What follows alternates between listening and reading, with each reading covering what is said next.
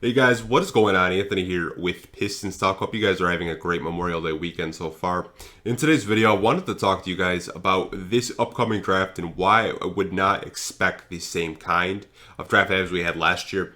Now, if you look at last year's draft, we had over $30 million worth of cap space. Andre Drummond was coming off our books. And, this was Troy Weaver's first year as a GM, and he completely cleaned house. He decided not to re-sign Christian Wood, and he drafted Isaiah Stewart. That's eventually what it turned out to be.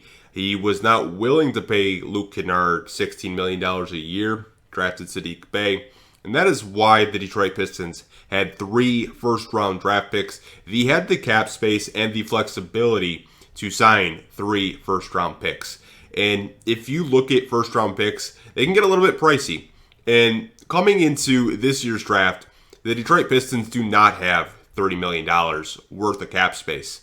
Now, cap space this year is kind of a question mark because it is very early within the offseason. Now, there are variables of if you guys want to break it down, if X, Y, and Z player were to be off this team, then yeah, you could have that type of cap space. I made a video earlier this year talking about if you get rid of DSJ, you let Ronnie Magruder walk, and you waive Corey Joseph, that's $20 million worth of cap space.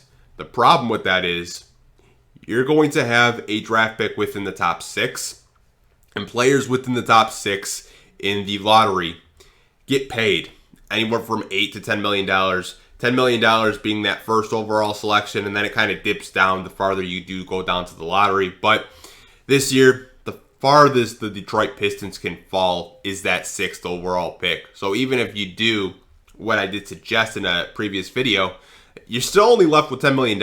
And then you have a couple of guys that some of you guys are very high on, Saban Lee, Frank Jackson, and Hamidou Diallo. You have to make a decision when it does come to free agency. What are you going to do there? Are you going to just leave Saban Lee, give him another 2-way contract? Or you can convert him into a real contract? That's the thing you have to consider. Frank Jackson, do you want to re-sign him or just give him another 2-way contract? That's something you have to consider. Hamidou Diallo. The Pistons want to re-sign Hamidou Diallo. They wouldn't have traded Svi Mykhailiuk if they weren't anticipating of re-signing him to a new contract. So I think that's why I would not expect the same kind of draft. We just don't have the money or the cap flexibility as we did last year. But just wanted to go on a little rant for you guys because I've been seeing some of you guys suggest that, we can trade our 3 seconds for another first round pick. We just don't have the money for that, you guys. We don't. Pistons aren't trading Jeremy Grant. They're not trading Mason Plumlee. It's just not going to happen. Troy has said, I like veterans on this team. I only anticipate of having 1 to 2 roster spots open for this year. So yeah, take that into consideration when it does come to this draft and kind of your mindset going into this year and this summer.